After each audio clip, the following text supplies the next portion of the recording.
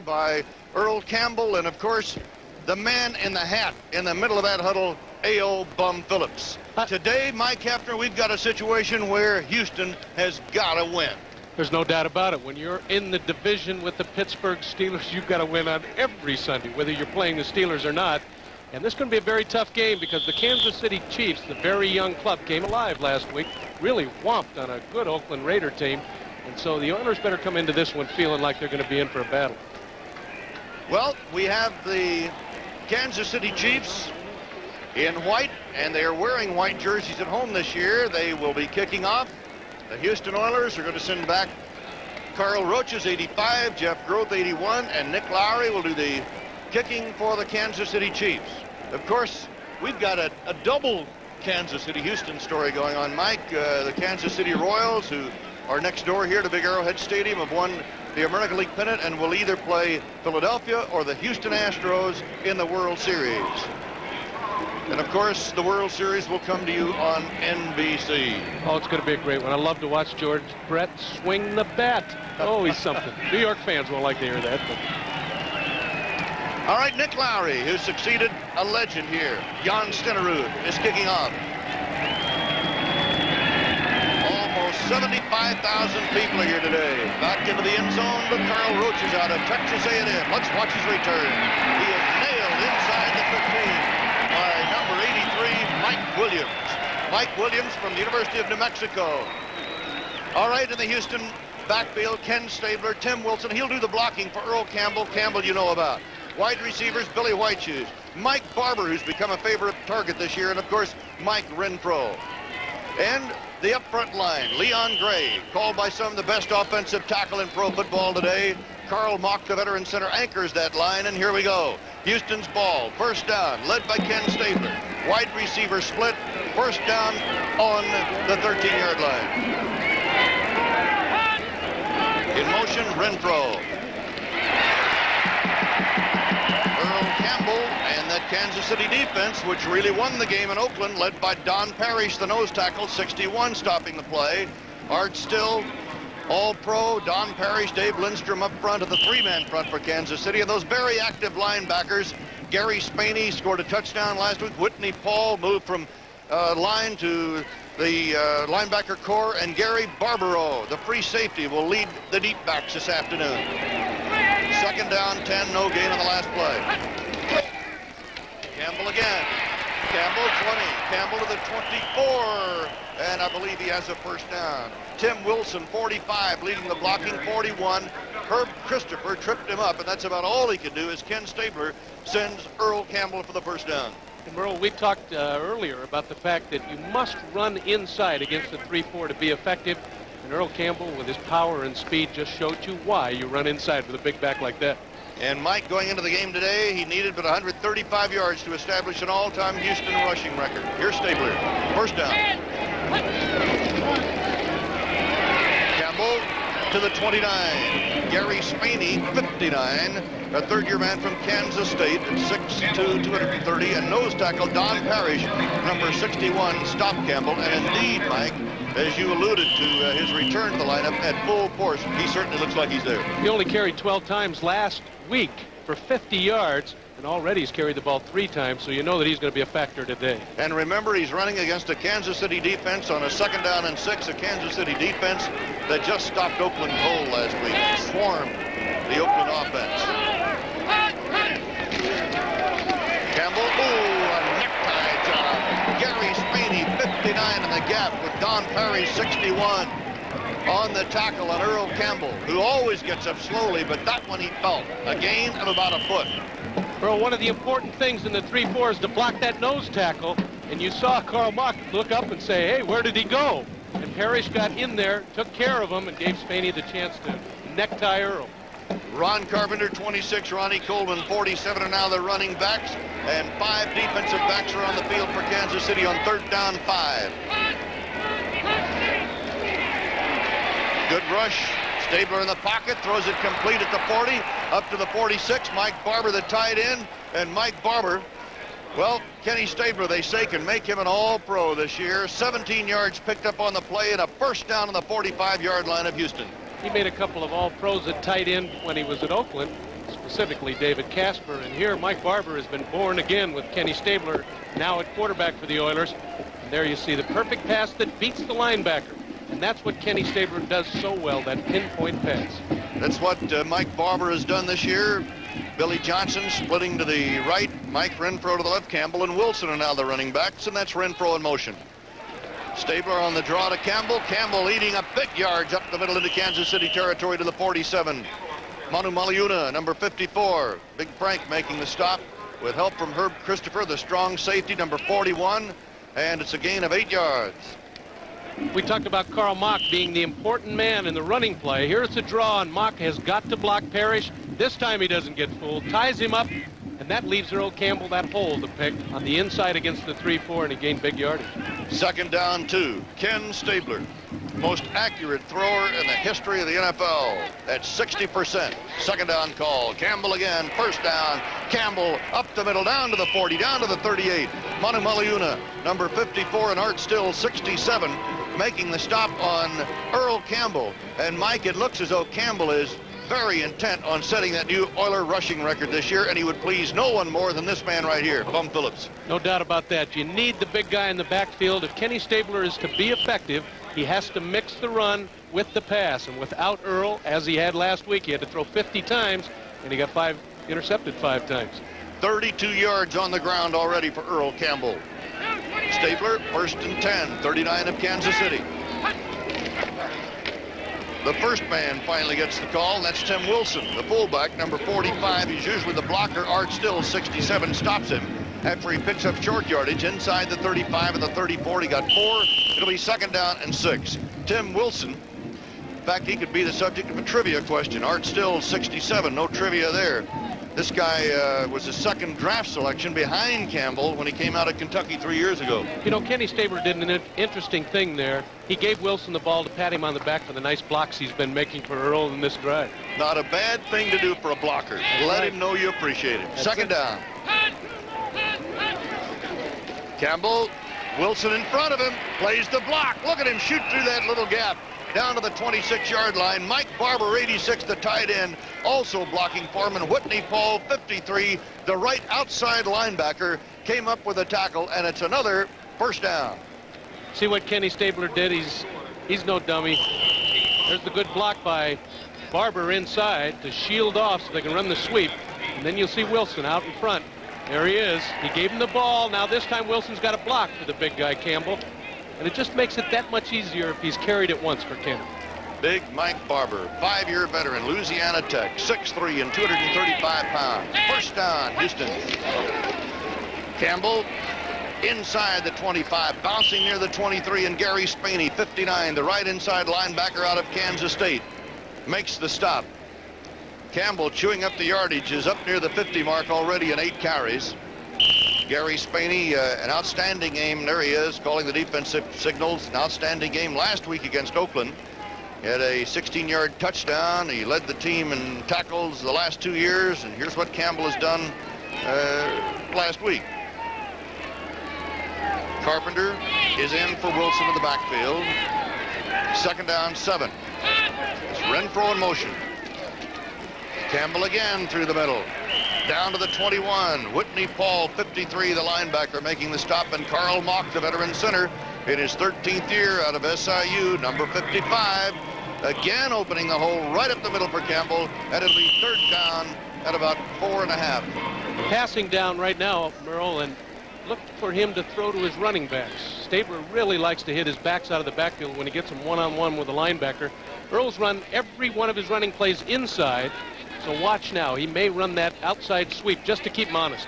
Marv Levy, the head coach of the Kansas City Chiefs, who's in a rebuilding program here. He said yesterday he's impatient, but they're on schedule. Stabler, reverse, and Billy Whiteshoes trying to get to the outside is going to be trapped and does not get the first down. Herb Christopher, 41, forced him out of bounds, and the Houston Oilers will have to settle for the kicking team.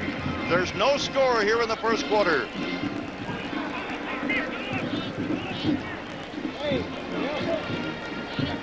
This is Merle Harmon with Mike Hafner at Arrowhead Stadium in Kansas City, welcoming those of you who have been following the Pittsburgh Steelers Cincinnati Bengal game this afternoon. Final score on that one, of course, Cincinnati 17 and Pittsburgh 16. A very large upset in that one, Mike Hafner. And here in Kansas City, the Oilers have a 4th down coming up, 8 yards to go. The field goal unit is on. Tony Fritsch will kick one from the 31, making it a 41-yard effort. And this wobbly kick is good.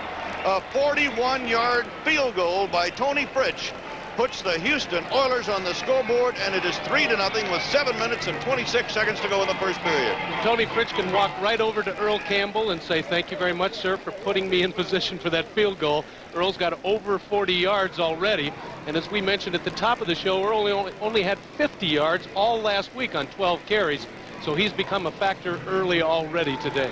And in this drive, which Houston engineered taking the opening kickoff, Campbell carried for almost 50 yards in the drive. There are plenty of Houston fans here today. The Love You Blue is spreading all over the country. So now, Tony Fritsch will be kicking off to the Kansas City Chiefs with 7 minutes, 26 seconds left to go in the first quarter. The Chiefs won their first game of the year last week at Oakland, defeating the Raiders 31-17. Houston lost to Pittsburgh 31-17 in the opener, then beat Cleveland, Baltimore, and Cincinnati. Then last week upset by the Seattle Seahawks 26-7. Carlos Carlson is back deep. Carson in the end zone will run it out. The 10, 15, up the sideline, forced out of bounds, somewhere around the 23 by Darrell Hunt, a linebacker on the specialty teams. Kansas City will get the ball for the first time this afternoon, and Steve Fuller will be at quarterback, and look for Ted McKnight this afternoon. All right, the wide receivers. Henry Marshall, a favorite, University of Missouri. J.T. Smith has been very effective, though.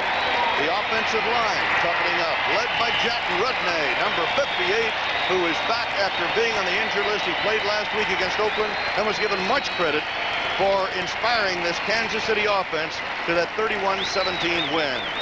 Mike Fuller out at Clemson at quarterback. McKnight 22, Reed 32 of the running backs in the eye.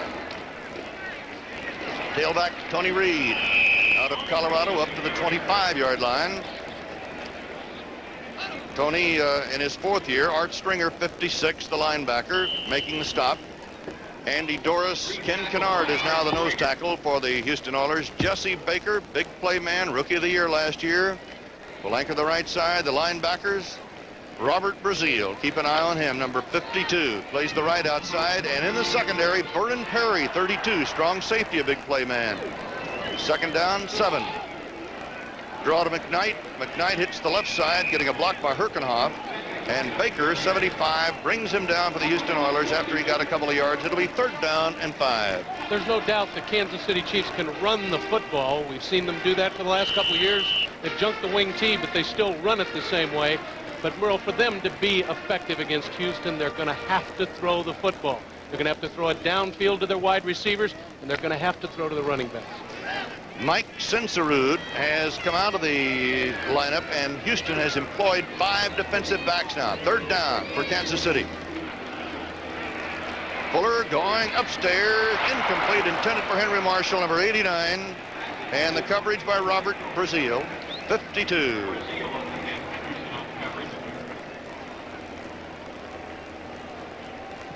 Merle Herman and Mike Hafner in Kansas City now welcoming the fans who've been watching the Baltimore Colts and the Buffalo Bills ball game. And the Colts have knocked the Bills from the undefeated ranks, winning that game 17-12. And Cincinnati beat Pittsburgh 17-16 this afternoon. So we've got a couple of upsets already as Bob Grupp comes in to do the punting on a 4th down for the Kansas City Chiefs. A 41-yard field goal by Fritsch put the Oilers into the lead about 45 seconds ago. So Kansas City in its first possession has to punt it away, and a beauty by Grupp. Driving Carl Roaches backpedaling to the 15, but he can really move it. No place to go for Roaches, and the special teams knock him down on the 21-yard line. A 57-yard punt and a 5-yard return.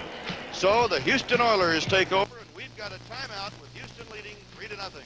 Out for the first time in 10 years today by the New England Patriots. So the Patriots had it all working this afternoon. Both Grogan and Cavanaugh having good days, Mike. I'll tell you, when the New England quarterbacks are on with that crew of wide receivers, they're going to whomp anybody anytime. I'm surprised, though, that Miami didn't get on the board. All right, the Houston Oilers, led by Carl Mock, the center, up over the ball, and Ken Stabler starting this charge from the 21-yard line. Earl Campbell, a workhorse in the first series, tripped up by Sylvester Hicks, number 75, who was just activated yesterday, and Gary Spaney, number 59, the right linebacker. So a loss on the play this time. It is 2nd down and 12. We got a heck of a battle going between, oh, look at the arrowhead. Isn't that something, Don Parrish? Which way to the Super Bowl? And there it is, right there. The loss makes it 2nd down and 12. Earl Campbell is already near the, well, he lost 2 yards there. He is now 44 net yards in 10 carries. He needs 135, or did going into this ball game, to establish an all-time Houston rushing record. Here's Campbell again. And once more, Carl Mock, the center. And Bob Young open up the hole, and Gary Spaney brings him down at the 27, almost the 28-yard line. So Campbell picks up almost 7 on that one. 4 for Houston. Rob Carpenter 26, Ronnie Colvin 47, and now the running backs. Dombrowski has come in, 5 defensive backs. He is one of them in the Kansas City secondary. And that's Carpenter in motion. Stabler looks, throws for Barber, the tight end, on a slant end, and Carpenter was in the pattern.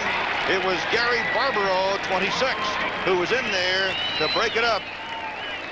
So it was really Carpenter who was the short man, and it's 4th down coming up for Houston, and a punting situation with Cliff Parsley coming on. Merle, when you see that formation where Carpenter is the lone back, they call that the ace formation, and Stabler will throw to Carpenter almost every time out of that, so the fans can watch for that this afternoon. Parsley, who comes from nearby Grandview, Missouri, will kick it away to Carlos Carson, a rookie from LSU. J.T. Smith also does some run backs, and the kick is away by Parsley. At the 35, it's J.T. Smith. Down the middle, down to the 40 of Houston. So, great field position, a 38-yard kick and a 25-yard return, and Kansas City, behind 3-0, has the football.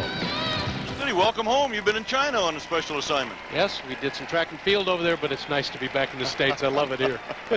I know it is. Marv Levy, the head coach of the Kansas City Chiefs, has, as we mentioned earlier, been in a rebuilding program here. He feels that his offense still has a ways to go, but the defense has been good. And Wayne Rudy is bringing one of the Warriors off the field right now. That's J.T. Smith, who made that fine return as Ted McKnight gets the call from Steve Fuller on the swing left. He is down to the 35 and brought down by Art Stringer, 56, the left inside linebacker of the Houston Oilers, who's had an injury-ridden career. But this man, Mike Fuller, or rather Steve Fuller, has been given the job here in Kansas City. Was a year ago and responded beautifully. He quarterbacked Clemson when the Clemson Tigers beat Ohio State in the Gator Bowl a few years ago. Yes, that one well remembered. Woody Hayes last game. Gain of 5, 2nd and 5. Marshall is split to the left. J.T. Smith coming in motion. And it's incomplete, intended for Henry Marshall, number 89. Wearing Otis Taylor's old number. Does that ring a bell? Greg Stemrick, 27, had the coverage for the Houston Oilers. Tony Fritz kicked a 21-yard field goal with 7:26 to go in this period for the game's only score, and we're down to 3:32 to go in the first quarter at Arrowhead in Kansas City. Merle, you just saw the Kansas City Chiefs' problems on offense. They've got to complete passes to go with that running game that they've established. And Steve Fuller had a wide open receiver and didn't hit him. You've got to hit those. Fuller 0 for 2. 3rd down, and it's incomplete. Trying to hit Reed coming out of the backfield right over the middle, and Robert Brazil, 52, the very active linebacker, had the coverage. So now Kansas City is faced with a 4th down situation.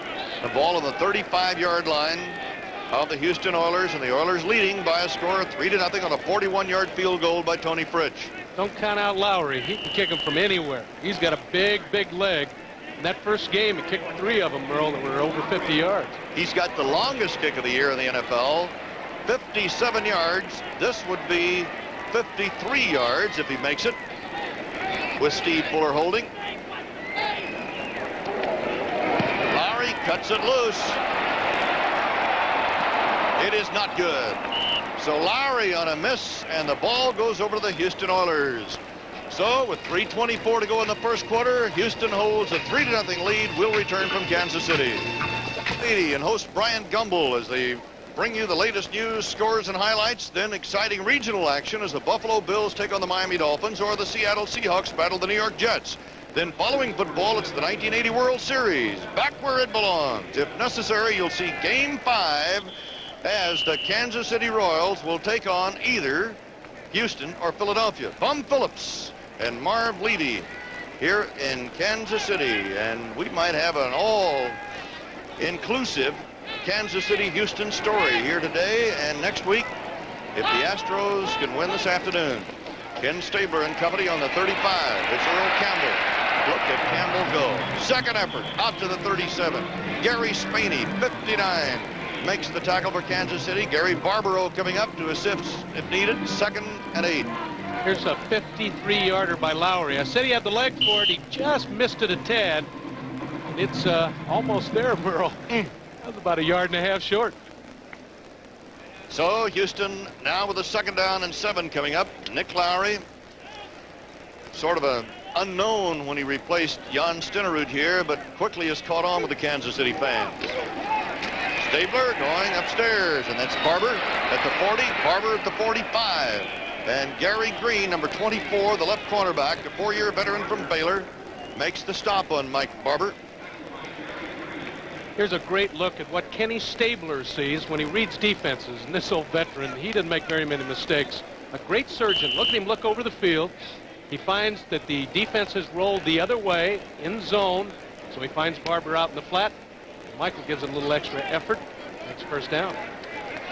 Barber now 2 catches, 26 yards for that reception and a first down at the 47. Stabler to Campbell. He sees enough daylight to go to the 48-yard line of Kansas City, and Art Still, 67. And Frank Onumaliuna, 54, stopped the play. And Ed Fisher, a former Kansas City Chief, number 60, the right guard of Houston, opened up the hole there for Earl Campbell for a gain of 5. It'll be 2nd down and 5. I talked to Bum Phillips just before the game, and he said Earl Campbell was ready for a full day's work, and it looks like it's starting off. He missed 7.5 quarters because of an injury, but he certainly looks strong this afternoon. He played last week in that losing cause against Seattle. Bad game for Houston. Bum says we were terrible. Stabler with time. Barber right there. He can't hold on to the ball. Takes a pretty good shot from Gary Green, number 24, and Eric Harris, 44, was over there in that area also, and Barbaro, 26, coming up to the free safety spot. It'll be 3rd down, 5. If you are a receiver in the National Football League, you must be prepared to get nailed. And I'll tell you, you're going to get a shot from Gary Green on Barber, the tight end. Barber almost made a one-handed catch. And then look at Green, stuff that forearm right under his chin. No way to hold on then. You got to be ready for those shots. 3rd down, 5 for Houston. Rob Carpenter, 26, comes into the backfield, which means that he might be a target, along with Ronnie Coleman, 47. Stabler likes to throw to the backs on 3rd down. Flag down. Stabler, and it is Ronnie Coleman out of the backfield, down to the 35-yard line. Paul Dombrowski, 46, was there on the tackle. Gain of 13 yards if it holds. Well, I think the Kansas City Chiefs front three were trying to get an edge on the pass rush. They knew that Stabler was going to throw.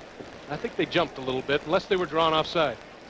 Referee Bob McElwee consulting with his staff, and here they are. Al Conway, the umpire from nearby Liberty, Missouri. All right. Penalty declined. Houston will... In fact, we had offsetting penalties, I believe. A little trouble with our communication system with Bob McElwee. And so we still have a 3rd down situation. And Rob Carpenter, 26, who had gone to the bench, is right back. Marv Levy, who has a master's degree from Harvard, graduated with honors, Phi Beta Kappa, brilliant football coach and tactician, started at Coe College in Iowa. 3rd down and 5, will run the play over. Mike Renfro, 82, splits to the right. 84, Billy Johnson splits to the left. But watch the running backs as they double slot. Stabler with some time. There's is Rich Castor, his other tight end, all the way down to the 37-yard line. Thomas Howard, 52, had the coverage on the play. It's a gain of 11 and a first down as Rich Castor, the former Jet, takes it for a first down. Here's the backup tight end, and what a great player to have as a backup. It's a crossing pattern against the zone, Merle, and you cannot give Kenny Stabler 5 seconds to throw the ball. He's going to find somebody open, and Castor was wide open. He threw it a little behind him. Might have given Rich a chance to run for even more, but the surgeon will kill you if you give him 5. A minute, 15 seconds to go in the first quarter. Houston on a 41-yard field goal by Tony Fritz, leading Kansas City 3-0. First down, Houston. Stabler going long this time, and it's Mike Renfro, incomplete. Eric Harris deflecting the ball, and Barbaro picking it up. It is, let's see if the completion holds. Whitney Paul had the rush, putting the pressure on with 55 seconds to go, and it is Barbaro and Kansas City's ball. Timeout. Kansas City behind by 3. Stabler cannot throw long, Mike. Well, he threw it long, but the problem was that Kansas City was in perfect coverage. He tries to go deep to White Shoes. There the ball is tipped up in the air by Eric Harris, and now you know why they call him a free safety. He's free, so he can go to the ball. Barbaro's standing right there, pops right into his chest. The old tip drill. And he just barely got that foot inside or kept it inside. Bum Phillips and his staff on the sideline. Bum's no doubt thinking about, hey, we got to put our act together. We can't afford to lose any more ball games, not in the division we're in. Fuller 0 for 3 as a passer, splits his running backs. First down, Kansas City, and it is Tony Reed. Reed cuts it back to the 22, and down he goes. Ted Washington, 59, the linebacker from Mississippi Valley, putting the stop on Tony Reed. Both sharp coaches, Merle, they know they can't get outside against those 3-4 sets because those linebackers are as fast as I used to be as a wide receiver. They all run 4.6 or better, and if you're going to run outside, you're going to have 4 linebackers standing on your toes. Those linebackers are a little bigger today than they were when you were playing 2. That's true. Second down 8. Kansas City trailing 3-0. 18 seconds to go in the first quarter. Tony Reed again, getting a block up across the 30. A first down near the 33. So Tony Reed got a little better than 10 yards. Bob Simmons, 73, opening the hole for him. Mike Reinfeldt, 37, the weak safety, on the stop for Houston. Greg Bingham, the inside linebacker, they try to channel all the running towards the inside linebackers. Look at Al Dixon, the tight end. He's not giving up on Bingham. And the reason that Tony got all the yardage was because of the great block. And we have reached the end of the first quarter here in Kansas City and Houston on a Fritz field goal of 41, leading by 3-0, and we'll return. Merle Herman and Mike Hafner with you, and it's, for all practical purposes, a sellout. The crowd way up into the high 70s, and we thank you so much for the hospitality here at Arrowhead. And just a few hundred yards away next weekend, NBC's cameras will be over in Royal Stadium to bring you the Royals part of the World Series. The opponent still to be determined.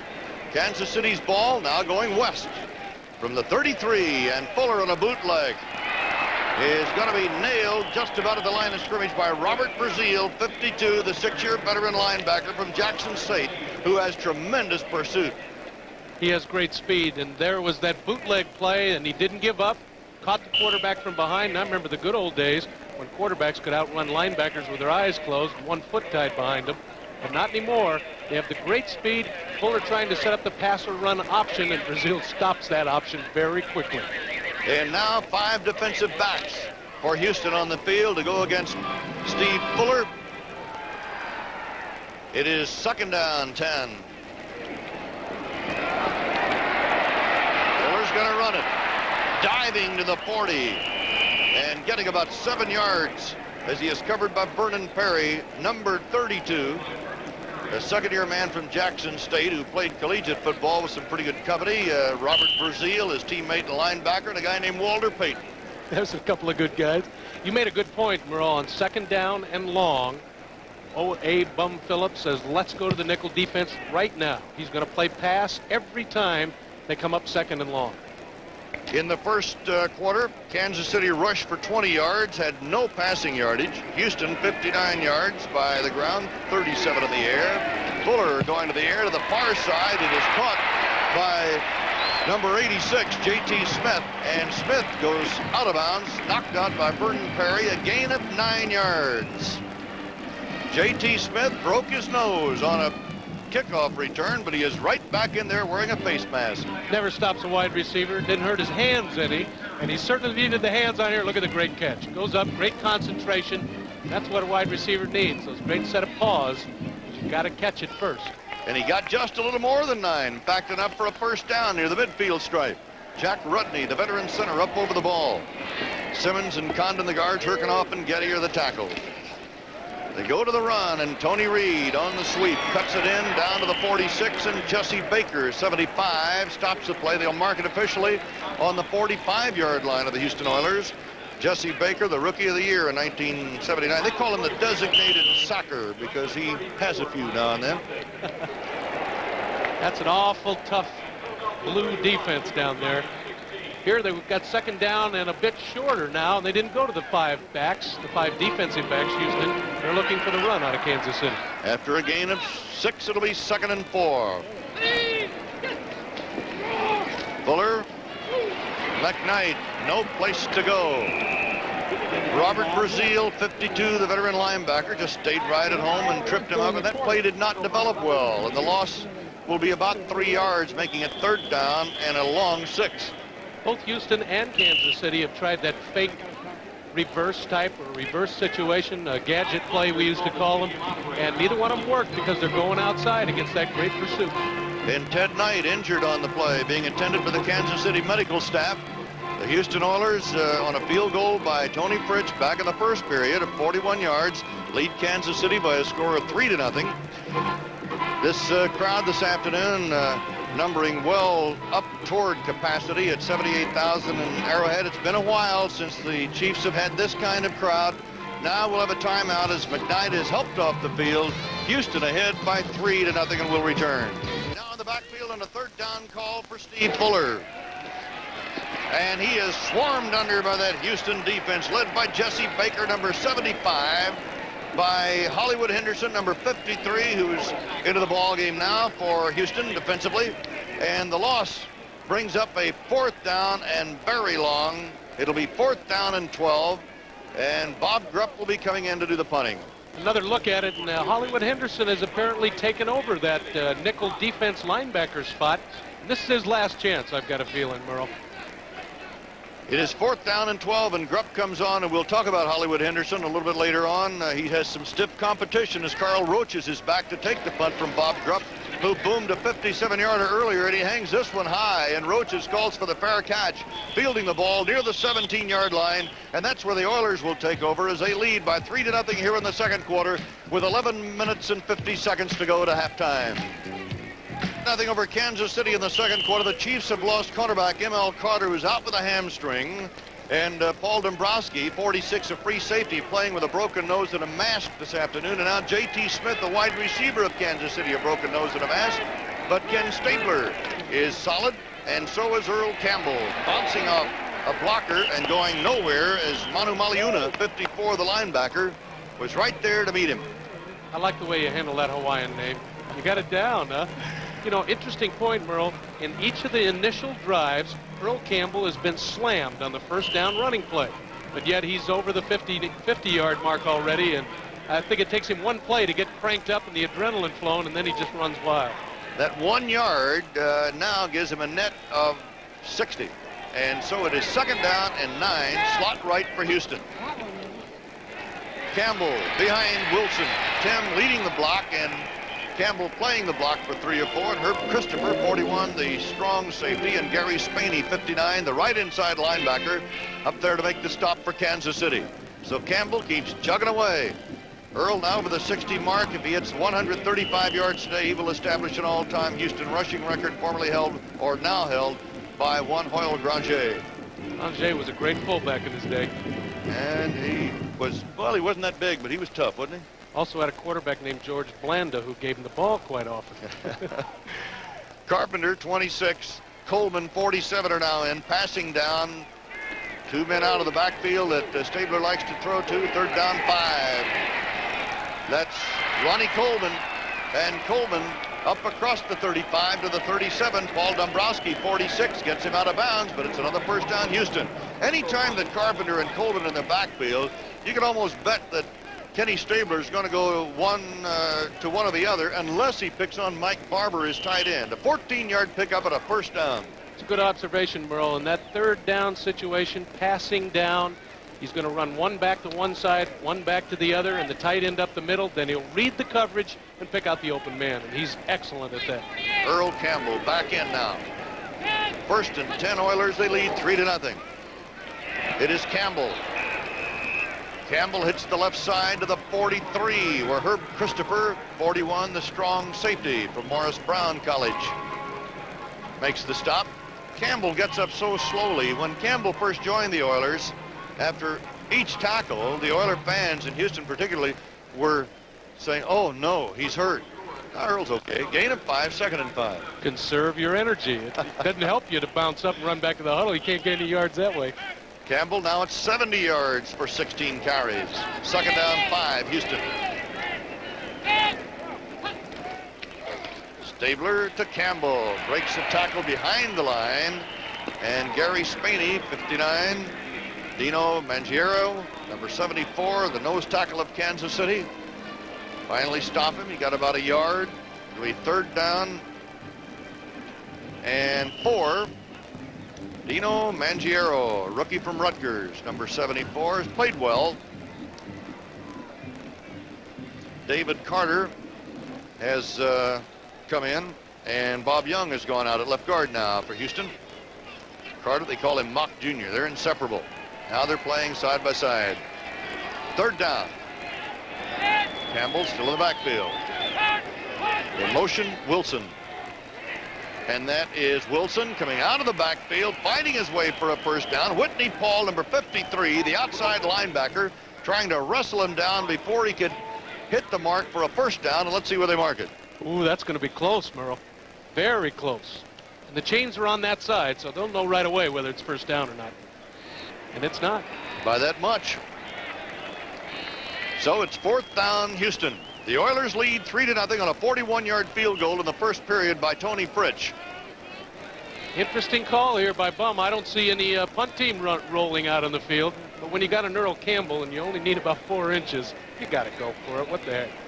Bob Young, 63, is back in. David Carter goes out at left guard. This is what Stabler has done today. 55 yards in the air, 1 interception. Barber and Castor are in that huddle now as the double tight end offense comes on. Stabler now with 13 interceptions for the year. Pittsburgh got him for 5 in 1 game, and Seattle got him for 5 last week. The other 3 games they won, he only threw 2 interceptions. So we'll watch that stat real close to that. 8 minutes, 14 seconds to go in the first half, with Houston on top by a score of 3-0. Fourth down, less than a yard. Here it is. You give it to Campbell or Wilson? I'd give it to Wilson as a surprise. Campbell, first down, 49-yard line behind Wilson. Mangiero, 74, the nose tackle. Kramer, 91, the defensive end on the play. You know, someday Tim Wilson, because he does so much blocking, he's going to grab that ball away from the quarterback, and it's not going to be supposed to be handed off to him. He said, give me that ball, let me have a shot at it. Well, I'll tell you, Wilson and Carpenter and all the backs for Houston love it that Earl Campbell's in that backfield. Look at the lead blocks here. Both Wilson and Carpenter are the ones that push back the Kansas City line and give Earl a chance to do his balding act. First down, Houston. 3-0 Oilers. Second quarter.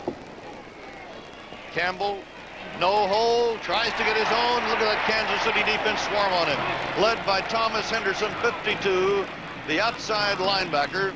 And how about this one? In overtime, Tampa Bay and Green Bay locked up at 14. Tie game at 14.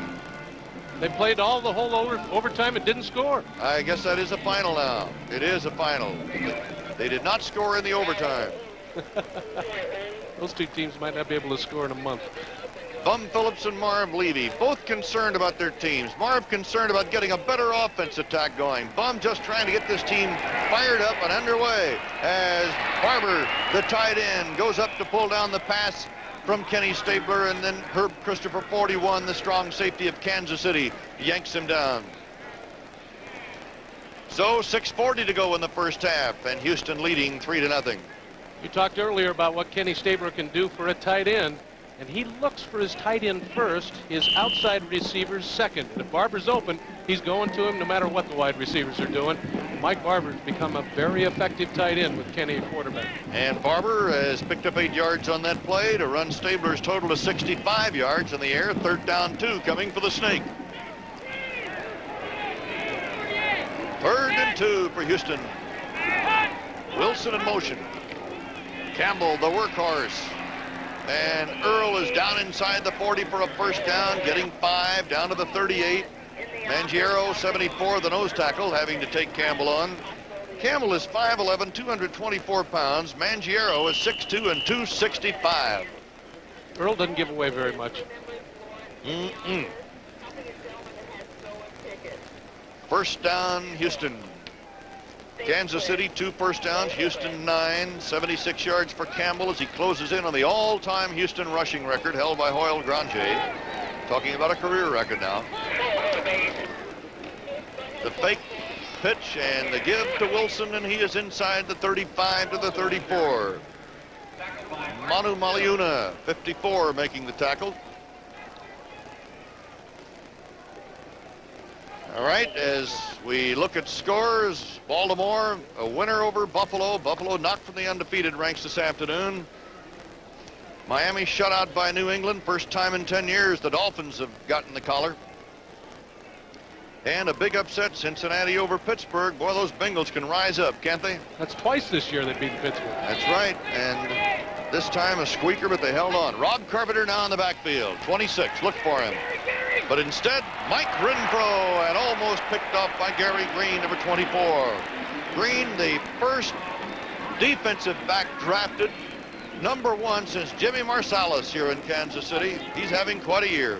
This looks like a bad read by Kenny Stabler, but it's a design pass. They roll up in zone, and Green's up front, but Green just makes a great athletic move to get back and knock the ball away. This young man's having one heck of a season, Merle. Manu Maliuna comes out. 5 defensive backs on the field for Kansas City. Paul Dombrowski, 46, is in there in the secondary on 3rd down passing situation. 3rd and 6 Houston on the Kansas City 34. The Snake. Coleman breaking a tackle. Coleman at the 10. Coleman near the 7. Paul Dombrowski, number 46, finally has to pull him down. Ronnie Coleman picking up 28 yards as again Stabler goes to his running backs. Kenny Stabler can find the open man. When he reads that defense and gets time, the Snake always picks out the open receiver. And Coleman in this situation, first of all, makes an outstanding catch. Now watch the great athletic moves to stay on balance. Here he's about to go down, shakes and bakes, puts his hand down to keep the balance. And I'll tell you, he's hard to bring down. You've got to have more than one guy. Did you see Billy White Shoes Johnson down there trying to knock that last defender out of the way? First down goal to go for Houston on the 7. Like to see those wide receivers block. I know you did too when you were playing. Yes, sir. First and goal. Wilson motion right. This is Campbell. Inside the 5 to the 3. Gary Spaney, 59, making the stop is Ed Fisher, the former Kansas City Chief, who was waived by Kansas City. Number 60, picked up by Houston. Applying the block, and Earl Campbell rolls on the ground today, and there's no doubt about that he is back at full strength. 2nd down goal. If they put a wingman in motion, then look for Earl Campbell to run to the side of motion. They like to make the linebacker think about that motion man and then run Earl right at him, and he doesn't have time to think about making the tackle then. Barber and Castor are in now. Double tight ends. Full house backfield now. In motion goes Carpenter. And Campbell heading for the corner, and he's got it at the flag. Touchdown, Earl Campbell. And Houston goes up 9-0 now. Gee, I called it. They put him in motion, and Earl runs outside and scores. I love it. Every once in a while I'm right, Earl. You got the playbook right here. You wrote it for Bum Phillips this week. That's it. He said, Mike Hefner, what do you think we ought to do? And this is what you do. Give the ball to Earl. Full house backfield, Carpenter in motion, Tim Wilson leading. And all Earl does is read the block. Does he take him inside? If he does, he goes outside, as he did. If they take him outside, he breaks back in and probably scores either way. Earl Campbell something. 2:56 to play now in the first half as Houston with Fritsch and Nielsen holding. Gifford puts it down and Fritsch lets it go. And Houston has built the lead to 10 as Campbell has rushed for 83 yards here in the first half, and Houston leads 10-0. Championship. Soupy sales and custard pie throwing and the hottest thing on wheels. Skateboard fever strikes. All this and more this Thursday on Games People Play. Be sure to watch. Stay away from Soupy sales. He knows what those custard pies are about. 83-yard drive for the touchdown by Houston, the longest of the year, as Carson will return the Fritsch kickoff, and he nails it on the 8, tries to get to the outside, and is rustled down by number 81, Jeff Groth, the wide receiver who can match Carson speed-wise, and he pulls him down. You put the special teamers with the speed on the outside to cover that outside move, and Groth, the wide receiver with a good speed, kept him from breaking a long one. We may have to do that one again. I think Houston was offside. Flag was thrown way back up the field at the kickoff. Bob McElway says, okay, bring it back and we'll try it again. That is, if Kansas City elects to take the option here of making Houston kick off again. Carson is all cranked up and ready to pop the afterburner if Fritsch kicks it to him. Houston leading 10-0. 35-year-old soccer kicker bangs it downfield, and it will be taken on the 18 by Horace Belton, number 35, and Belton gets it out to the 35-yard line. And it was Darrell Hunt, who was offside a moment ago, who came down to make the tackle for the Houston Oilers, and Kansas City really did not get the field position they were looking for out of that. They still got about 15 more yards, though, Merle, and that's a lot better than being on the 20. Sure is, with 2 minutes and 40 seconds left to play in the first half. Houston on a first quarter field goal by Fritsch of 41 yards and an Earl Campbell touchdown run of 4 yards, leading by a score of 10-0. Bill Jackson, Mike, you send the dollars. Yeah, I'll send the dollars. Steve Fuller swings it on a screen to Tony Reed. And Reed fighting to the 39-yard line. Getting short yardage, about 4 would be the total. Ted Washington, 59, linebacker on the tackle. Tony Reed is out of Colorado. He missed 5 games last year, but he required no knee surgery. He was able to rehabilitate. He's thankful for that. Be interesting to see how young Steve Fuller handles the 2-minute offense. We know what Staybrook can do. We've seen him do it. Curly Culp is now playing the nose tackle for Houston. Fuller throwing as he was going down, and Brazil, 52. Robert there for the tackle, and we were looking to see if there was a receiver somewhere. I think they're going to call in the grasp of a defensive lineman, and he blew the whistle before he threw the ball. That's exactly what it was, Merle. It's a quarterback sack. And we're at the 2-minute mark with 1:58 seconds to go in the first half here in Houston. Rather, here in Kansas City. Houston leading Kansas City by a score of 10-0. We'll be back in a moment with the final 2 minutes. Steve Fuller at 6'4", 198 pounds, a pretty good running quarterback. But right now, Kansas City's got a lot of ground to cover with 1:58 seconds to go in the first half. Tough on a youngster to run the 2-minute drill, no matter if you're a great quarterback or not. Slot left Kansas City. Fuller with some time throws it back over the middle to Tony Reed coming out of the backfield. He's going up to the 48-yard line. First down. And a timeout called by Kansas City after a gain of 18 yards. Tony Reed taking that pass. Sent all of his receivers deep. Houston has got to cover it. Then both backs circling out of the backfield. And Tony Reed can hurt people. I'll tell you, he's a tough runner and especially strong downstairs. Henderson takes him high, and looks like somebody rolled over on him. Kansas City, first down, 1:48 to go in the first half, and the Chiefs are down by 10. Fuller breaks a tackle. Being pursued and gets that pass away, but it's incomplete. And 5 defensive backs on the field for Houston. It is dumped out to James Hadnot, and the fullback goes to midfield for a gain of 2. It'll be 3rd down and 8 coming up. Mike Hafner, it's still the experience, particularly in the 2-minute drill. That's something that even a good arm won't cure all the time. Got to have that experience. You've got to see it over and over again so you get the quick Defense won that game for us, no doubt about it. 3rd down 8, Kansas City.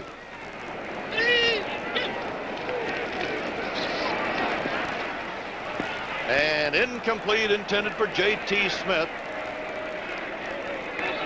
J.T. covered by J.C. Wilson, number 33, the left cornerback.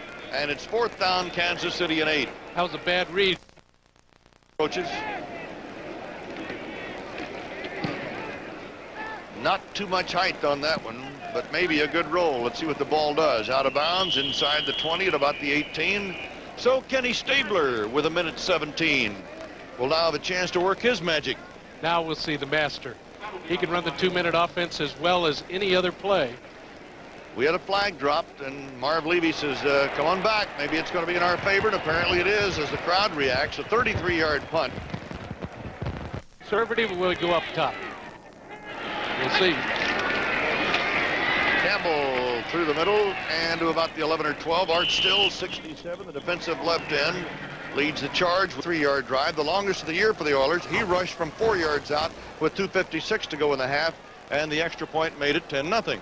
It's been Earl Campbell's half all the way. He is responsible for the 10 points, and number 34 has been the main man in the first half, and that Houston defense has shut down Kansas City's passing game and stopped them completely. And Stabler has gone to Campbell for 94 yards rushing, and Bum Phillips will talk to his team at halftime and say, guys, we got to get more. We'll be back after this. Chiefs and Steve Fuller is going to have to really get this Kansas City offense going in the second half. It'll always be a conservative offense, though, Mike Hafner. There's no doubt about it, especially with the fact that they're all young. And the one thing that offensive line has got to do for Fuller is give him time to throw the football.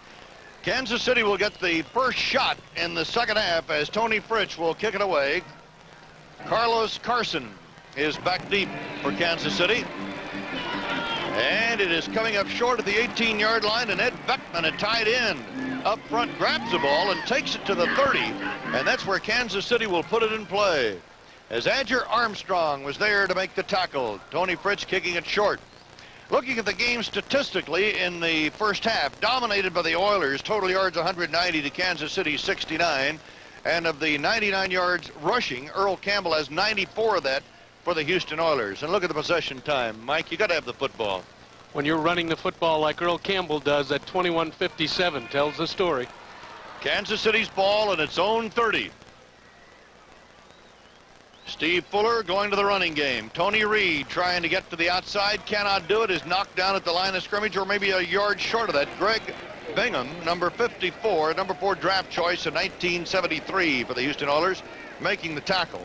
One of the things you can't do against the 3-4 is run outside, and it's not only the linebackers, but J.C. Wilson, the cornerback, comes up and also forces, and it stops Reed for a loss. All right, Kansas City is going to make some switches with the offense. J.T. Smith, Mike Williams, Carlos Carson, Ed Beckman. Ed Beckman has come out, and it's going to be Carson split wide to the left. Second down, 11. And it is complete to Carlos Carson, and Wilson checked that. J.T. Smith, 86, made the reception. J.C. Wilson made the tackle for the Houston Oilers on the 46-yard line after an 18-yard pickup. J.C., number 33 for Houston. Earl, you pointed out the changes on offense for Kansas City, and right away it clicked in my head that they're going to throw the football, and here's a first down pass, which you don't see Kansas City do very often. So you know at halftime they went in and said, we got to throw the football to win this game, and we're going to come out throwing it. Stan Rome, 87, has replaced Carlos Carson as a wide receiver. Tony Reed about the line of scrimmage, and that's all. UC 54, Greg Bingham, 8-year veteran from Purdue in there with Ken Kennard, 71, the nose tackle. Bum said, in fact, Bum said until last week, he said, you know, it's a shame that Ken Kennard has not been a starter. Well, he started last week and he started this week. He's in there now, and he's making a difference. It's tough to move Curly Culp out, though. Kansas City has no tight end right in there right now. They have 4 wide receivers, second down, 11. Houston puts on the rush, and it's completed to Reed out of the backfield, breaking a tackle down to the 40, 35, and he is at the 30. He is inside the 30, and Jack Tatum, now in the secondary for Houston, finally wrestles him down. That's the biggest gain of the day for the Kansas City Chiefs. A 25-yard pickup and a first down just inside the Houston 30. Steve Fuller made a good call on this play. Of course, the plays come in from the bench, but he just beat him deep. Now he wants to back out of the backfield and watch the move on Robert Brazil by Tony Reed. Hello, that gave him an extra 20 yards at least. Reed made a great move, great individual effort to put Kansas City in their best field position of the day. Henry Marshall splits out wide to the right. Beckman is now in as a tight end for Kansas City. In fact, they have two tight ends in the ball game. Go to the run. Tony Reed cannot get to the outside as Greg Bingham, 54, the linebacker, is up there with Vernon Perry, the strong safety, to make the tackle. Reed now 3 carries, 47, check that, 3 passes received for 47 yards by Reed. You want to get this Kansas City offense cranked up, you've got to throw the football to the backs downfield. And Fuller, I mean, there's just no other answer. He's got to put it in the air. And they've got the wide receivers in there now. Fuller to go upstairs. He wants it all. That's Henry Marshall, touchdown.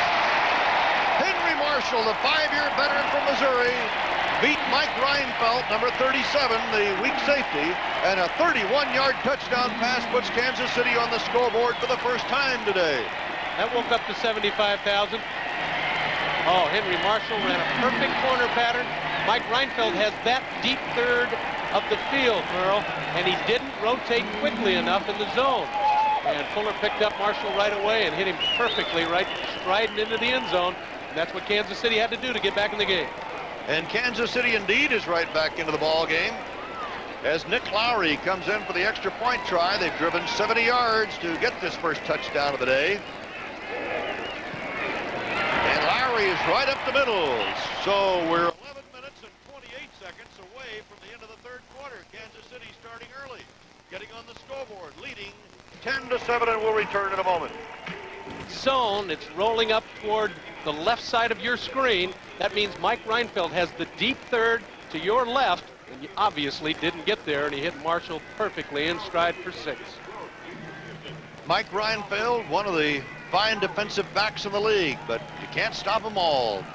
Not when their run as perfectly as that one. Nick Lowry to kick off. Roaches is deep, and this is Roaches, but the ball goes right by him out of the end zone. There'll be no run back, of course, and Houston will have the ball on its own 20-yard line.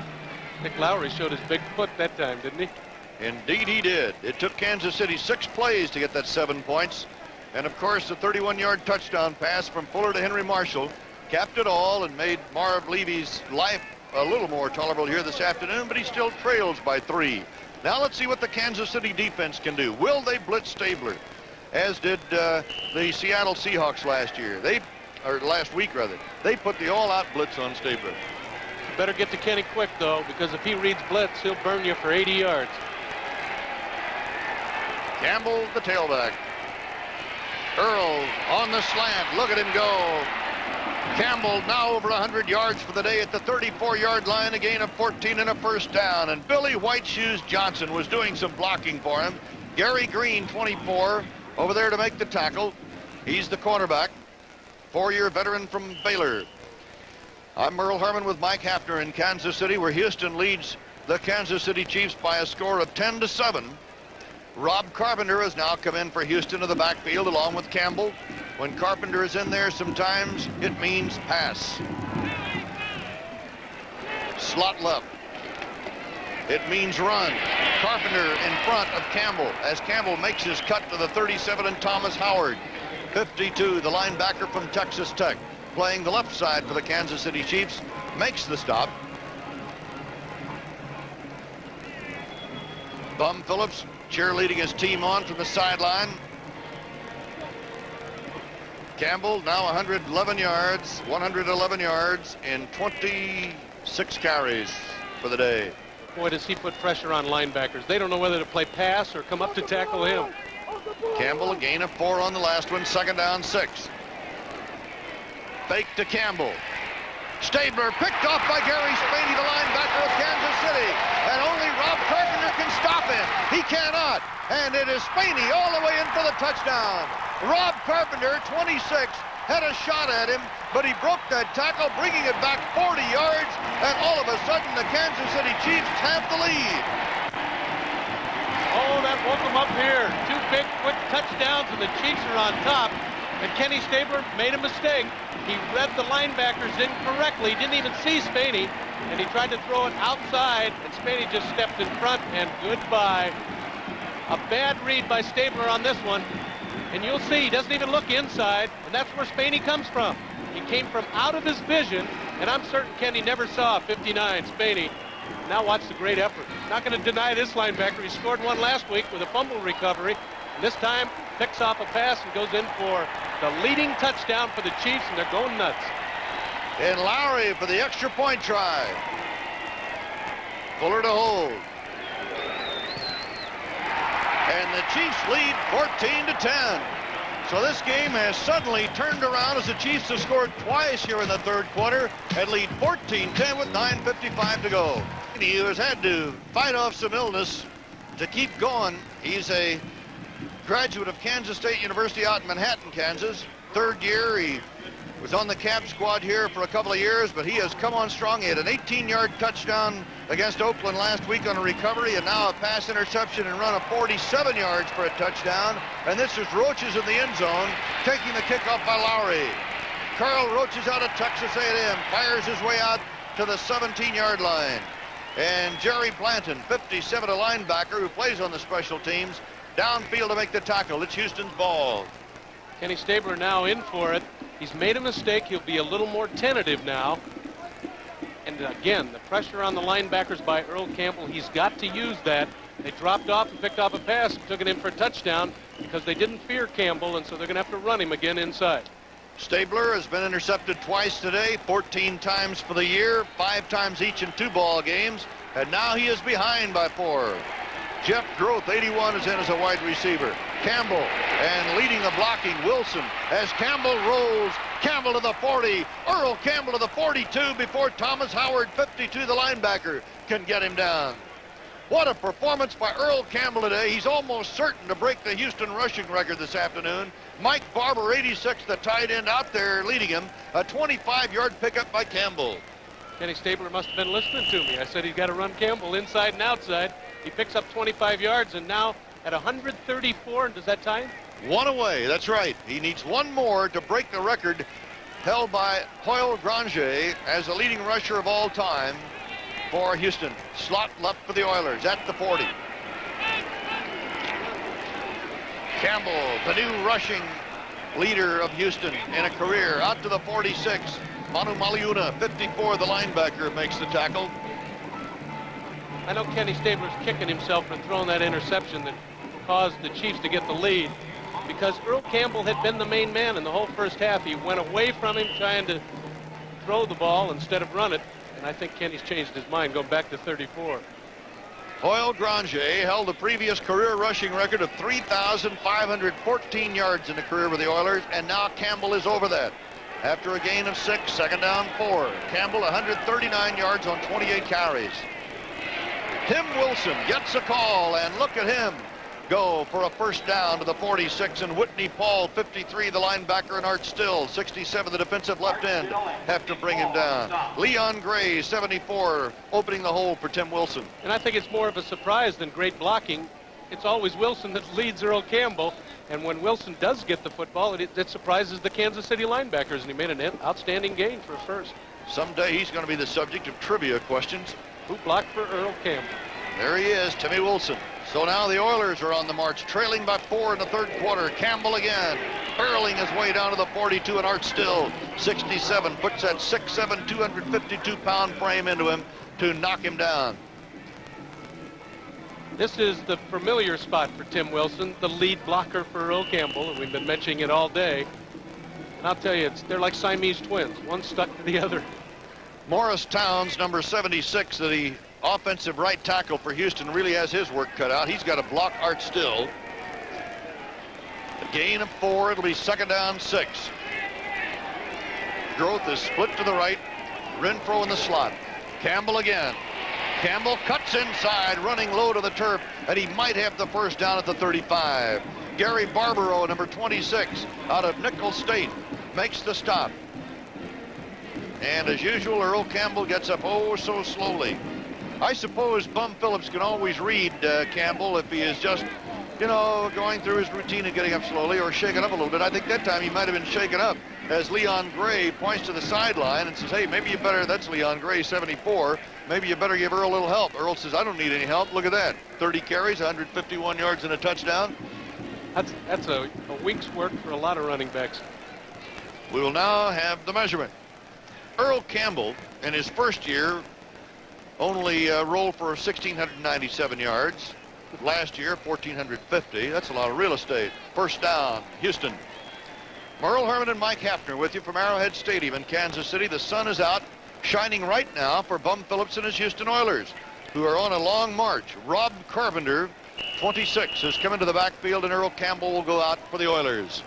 After 30 carries, Murley deserves a rest for 3 or 4 minutes, but he'll be back in there. This is a very important drive for Houston to reestablish themselves. Groth, 81, splits to the right. Mike Renfro, 82, is in the slot right for Houston. This is Rob Carpenter, and Carpenter is inside the 30, down to the 27, brought down by Manu Maliuna.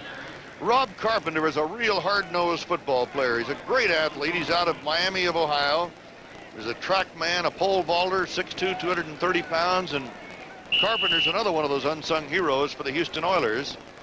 It'll be second down 2 after that pickup of 8. If you're in the running back core for the Houston Oilers, you're always forgotten unless your name's Earl Campbell. Second down 2. Groth goes to the left. Into the slot left is Mike Renfro. Stabler, the snake, at the controls. Still staying with the running game, and Carpenter got very little. Ken Kramer, number 91, out of Ball State, on the defensive line, 6'4", 250, making the stop.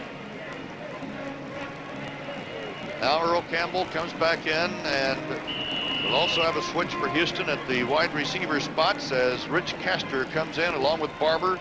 They go double tied in with 3rd down and 1, a gain of 1 on the last play. And in this drive, and it's over 50 yards already, Kenny Stabler has not thrown a pass. He remembers that interception. Just wonder, will he stay on the ground here with 3rd down and 1? Probably, but you never know with the snake. You just never know. It might be the time. That's the motion. It'll be another time. Campbell trying to get to the outside. Here comes the defense, and he is stopped by Gary Barbaro, the free safety who came up. The blocking wasn't there for Campbell, and Barbaro, who's big enough to be a linebacker at 6'4" and 200 pounds plus, came up there to hit him down. Gary Barbaro, number 26, who's been an outstanding defensive performer, and Campbell, particularly on the short yardage, is extremely tough to bring down. He lost 3. I'll tell you, one-on-one, you don't bring Earl Campbell down very often. And look what Barbaro does. He just dives in, takes his legs out from under him. That's a great play to stop him on 3rd and 1. You don't do that to Earl Campbell very often. And almost a late pop by Kansas City. Tony Fritsch is in. Gifford Nielsen will hold from the 36.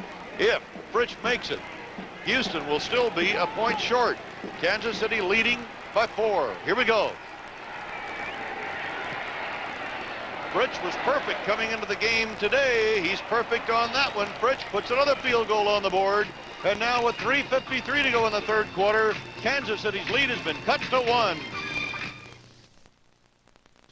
goals of 41 and 46 yards today has brought Houston back within 1, and he will kick off to Carlos Carson. Kansas City by 14-13. It's Carson on the 10. The wall at the 20. Carson breaks through. Carson at the 40 and is pulled down just shy of the 40-yard line. Greg Davidson got him down as Carson almost broke it, and he ran it back 30 to the 40-yard line.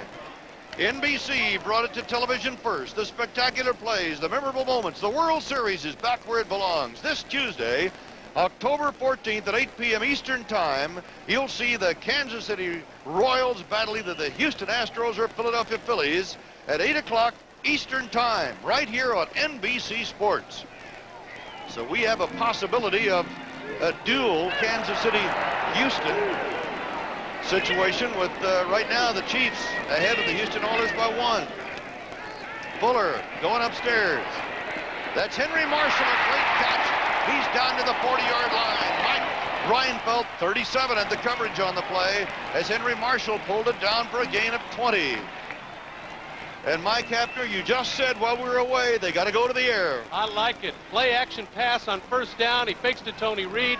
He's got Marshall coming across the middle in that slot between the linebackers and the deep backs, and Marshall makes a great catch. Oh, he's got some good hands. Look at this. Stretches all the way out, uses his fingertips, and then pulls it in so he doesn't drop it when his elbows hit. And a great call. I like it. Don't be conservative here, Marv Levy. Marshall 2 for 51 in the reception department. Ted McKnight. McKnight goes down to about the 36 where Ken Kennard, 71, the nose tackle, swarms all over him. He's out of Angelo State at 245 pounds in a starting role now. He's taken over from the veteran Curly Culp, who has seen some action this afternoon. Mike Stensrud is now in. He's playing up front. That gives Houston a front 4. Stan Rome, 87, has come in. Carlos Carson, 88, has come out for Kansas City as a wide receiver after a gain of 3, second down 7. Fuller's got him in field goal position almost. But he's got to keep throwing, Merle. The draw going to Tony Reed at the 30. Reed slipping going down near the 26. Greg Bingham, 54, was right there. Nice run by Tony Reed out of the University of Colorado. So right now the momentum belongs to Kansas City, and Reed picks up 10 for a first down. Mike Williams, 83, comes in back in as a tight end now for Kansas City. And if Kansas City can stick a touchdown on Houston, they can put them in an awful hole, Merle. We're almost at the end of the third quarter. J.T. Smith splits to the right. Wide to the left side, Henry Marshall. Kansas City double shifting, now going to the eye. Ted McKnight. And McKnight, the fullback, to the 27, and Andy Doris, 69, who almost didn't come to Houston when the Oilers picked him up. An 8-year veteran makes the tackle. Vernon Perry, 32, also up there to help out. Henry Marshall.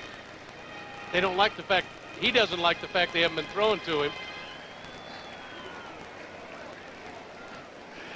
Well, I wonder if Henry's going to go over the bench and say anything to Marv Levy. He drew a fine after the first game of the year. He said, they're not throwing to me enough. That cost him. Second down, 10. Inside handoff goes to Ted McKnight. McKnight's inside the 20 to the 19. And Robert Brazil, 52, the linebacker from Jackson State, makes the tackle for the Oilers. And a gain of almost 7, almost 8 yards. It'll be third down and 2, and Rudney took a shot. Great inside quick trap, and I think Houston was looking for the pass, and they got the outside pass rush from their 4-down lineman, and that opened up a big hole, and Rudney helped them with that great trap block. It is now third down 2. Ed Beckman, a tight end, has come on for Kansas City. Carson is out. Beckman is 85. Mike Williams, 83. Third down short for Kansas City. 13 seconds in the third quarter. A roll by Fuller. First down inside the 15 to the 14. With 8 seconds to go in the first half. A bootleg roll right for Steve Fuller. And a first down for the Kansas City Chiefs. Completely naked reverse. There wasn't anybody out there blocking for him. He had to rely on just totally fooling the outside linebacker, and he did. Got the first down. And oh, the pressure is on the Big Blue right now. Kansas City has been a completely different team in the second half. They were held to less than 70 yards total offense in the first half. But Steve Fuller, who has rushed for 96 yards this year and is the third leading rusher for Kansas City, picks up the first down. He's got 8 seconds to go in the third quarter with a 1-point lead inside the 15 of Houston. McKnight down inside the 10 to the 9. First down and goal to go as Andy Doris, 69, the defensive left end, makes the stop. And we've reached the end of the third quarter with the score. Kansas City 14, Houston 13. We'll be right back after these messages from your local station. First half, trailing 10-0. Take a 14-13 lead into the fourth quarter and have the ball first and goal to go inside the Houston 10-yard line before a crowd of better than 75,000 here at Arrowhead. And Merle, it's very important they get a touchdown. That means Houston has to have 2 scores to catch up. If they have to settle for a field goal, then Houston only needs 1 touchdown to regain the lead. Kansas City sending wide receivers to each side. McKnight and Reed are the setbacks. And it is Fuller looking for someplace. He might have gotten back to the line of scrimmage. Broken play there. That one broke down completely, and Fuller all of a sudden wound up with the football himself, looking at all those blue shirts. Mike Stensrud, 67 at 280 pounds, zeroed in on him, along with Mike Reinfeldt, number 37. I think Tony Reed is a little bit confused here. He made a move. It was a crossbuck play, and you saw the running back go in front of Reed. And I think that McKnight made the wrong move. Impossible for Fuller to hand off, but he did the smart thing. Instead of trying to reach out and stuff it in, he kept it himself and took a no-gain play. Kansas City now with a 3rd down and goal to go. The ball just about at the 10. Fuller, and it is broken up and intercepted at the 5-yard line. Vernon Perry bringing it back to the 30. Still on his feet at the 40. Finally pulled down to the 43-yard line. Vernon Perry grabbed up that deflection as Fuller went down. Has turned the momentum, possibly, anyway, to the other side. Oh, what a big, big play, Merle. This game was all Kansas City's if they could have gotten in the end zone, and he forced it. The ball tipped up in the air, and there's Vernon Perry, the star of the playoffs last year. So Houston has the ball, 14 to go, and they trailed by 1. Sideline, I am sure thinking, why didn't I hold on to that football? Why didn't I take whatever I had to take and never throw in that situation, taking a chance of an interception, which is exactly what happened. And Perry's brought that ball back to the 45-yard line, and now Stabler has it. Campbell tagged at the line of scrimmage on the 45-yard line, and still he keeps going until Barbaro can get him down, and he got about 4. Next Sunday, start your day with NFL 80 and host Bryant Gumbel, bringing you all the latest news, scores, and highlights. Then it's exciting regional action as the Buffalo Bills take on the Miami Dolphins, or the Seattle Seahawks battle the New York Jets. Following football, it's the 1980 World Series, back where it belongs, if necessary, Game 5, all here on NBC, and we'll be back right after this message. The Snake and the Oilers have lost Mike Barber, at least temporarily. Mike jarred in the last play, helped off the field. There he goes. And let's hope that Mike is back in there. He might be a little fuzzy right now. Rich Castor, 88, has come in to replace him. Houston has the ball, 2nd down and 6 on the 49-yard line of the Oilers. Carl Mock is up over the ball. Bob Young and Ed Fisher the guards. Leon Gray, Morris Towns the tackles. Carpenter is in the backfield on 2nd down. Campbell running hard. He's got a 1st down to the 42-yard line. Gary Barbaro, the free safety, and Christopher, the strong safety, number 41, had to come up to make the stop. We pause briefly for station identification. This is the NBC Television Network. KPRC TV, Channel 2, Houston. Merle Herman and Mike Hafner with you from Kansas City, where the Kansas City Chiefs, who play next door to the Royals, are leading Houston 14-13 in the 4th quarter. Kansas City scoring twice in the 3rd period. Stabler, 1st down. Kansas City territory. Campbell again. Sweep is on. Campbell, look at him go inside the 35 to the 33, and he is finally brought down by Frank Manu Maliuna and Gary Barbaro. Numbers 54 and David Carter, number 58, out there on the block. 170 yards now for Earl Campbell. What a day. 170 yards. Most backs don't gain that in a month, Merle. And no doubt about Campbell being back full blast now. 12:15 to go in the game. Houston methodically pounding on this drive, taking the ball after the interception all the way down to the 33-yard line of Kansas City. In the 3rd quarter, Kansas City shared almost equal time with the Oilers with the football.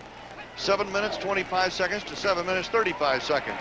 Rob Carpenter going nowhere as Gary Spaney, who intercepted and ran for a touchdown, makes the tackle on that one. And Whitney Paul, the outside linebacker, number 53, coming up to help out. Earl Campbell, who's carried the ball 34 times today, this time he says, I'm going to take a rest. Thank you very much. Little fake.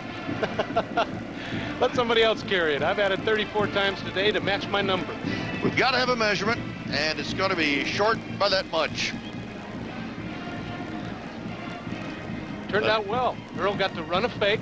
Then they had to measure. Now he's caught his breath. Guess who's going to get the ball for the first down run? So, referee Bob McElwee gingerly sets that ball down. And Houston will bring on a pair of tight ends. Mike Barber back in there. Let's see, is Barber back in? Rich Castor has come on. And we may have Ed Fisher moving over there to play a tight end. Moving out from the guard spot, which would put David Carter at a guard spot. And that's the way it is. David Carter playing right guard for Ed Fisher has moved out to tight end. 3rd down inches. Here we go. Hello, Earl. First down as Art Still, number 67, swarms over him, but Campbell with tremendous power goes to the 29-yard line, and another first down. Must really be something when you're looking at a guy like this in the face. You're going to say, I'm going to stop him, but you can't.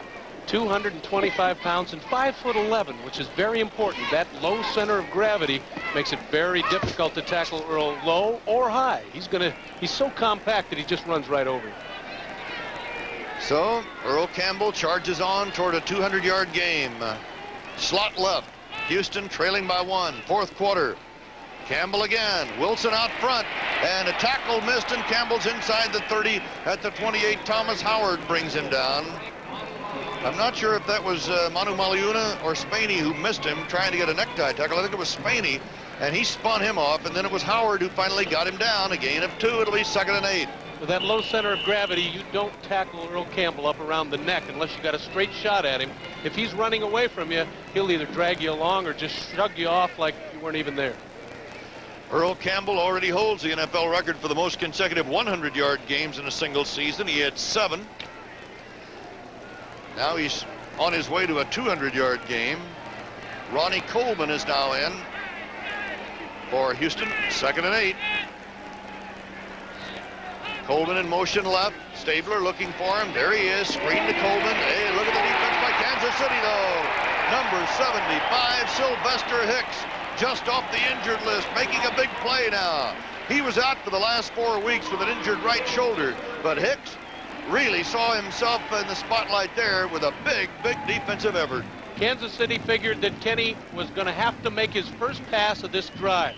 So they key on Coleman, who has caught the ball so often for Stabler. And here he tries the screen pass, but look at somebody else knew that Kenny was going to throw that screen, because look at all the red pants around there.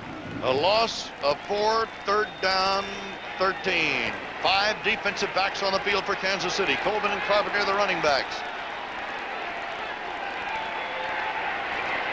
Stabler with a lot of time. Spots Castor, and a flag is down as Castor goes to the 23, short of a first down. The coverage by Emil Carter, who was injured in the first half but has come back in the second half here. The defensive right cornerback for Kansas City. Pass interference, I think, Merle. Holding. Defensive holding, automatic first down. What a break. Let's take a look. Castor coming over the middle. And I'll bet you anything, a linebacker grabbed him by the shirt to keep him out of the pass play because it was a broken play. We don't get to see it, but that flag was dropped where Castor made his move to get open after Stabler had scrambled. And that's what usually happens. A linebacker doesn't want him to get away, and he'll grab his shirt. Bob McElwee discussing the situation with Leon Gray, one of the co-captains. Kansas City fans starting to buzz. They think that the penalty is going the other way, but it's not. They're just marking it off. Holding, number 52 on the defense. First down. So Thomas Howard was caught holding. Bum Phillips and Ed Biles on the sideline. By the way, Ed's wife, Jackie, is hospitalized in Houston. Will undergo surgery tomorrow. We wish her the very best. Bum Phillips, familiar figure on the sideline. First down. Barber back in there. Earl Campbell gets the call. No place to go. Look at him reverse, going the other way. Pursued on by Thomas Howard, and Earl Campbell running all over the football field to avoid a loss. Turns it into a gain at the 24, and Sylvester Hicks, 75, finally, with great lateral pursuit, went across to bring him down. He turned a 1-yard loss into a 4-yard gain. Campbell's amazing. Unbelievable. He is on his way to a record-breaking day. He has never gone 200 yards in a single ball game, but he's not that far away now with 8:25 to play. Kansas City 14, Houston 13. Houston led at the half by a score of 10-0. Earl Campbell had 199 yards against Miami in his rookie year. He could break that today. 2nd and 8. Stabler, a little play action. Going for Barber. There he is. Touchdown, Houston. Herb Christopher beaten on the play. Mike Barber coming up with a touchdown reception to put Houston back into the lead, a 26-yard reception.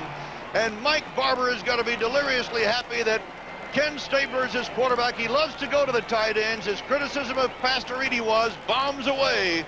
Don't play with the tight ends. But, of course, as you said earlier, this guy loves his tight ends, Mike. Oh, yes, he does. And I'll tell you, he fooled the Kansas City defense, Mike Barber.